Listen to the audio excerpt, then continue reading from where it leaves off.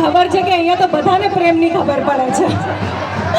અને પેલા કાકા તો જોરદાર પોઝ બનાવીને સલમાન ખાનની જેમ મને જોઈ રહ્યા છે કે કોઈને પ્રેમની ખબર નથી હોતી તો કોઈને પ્રેમની અસર નથી હોતી.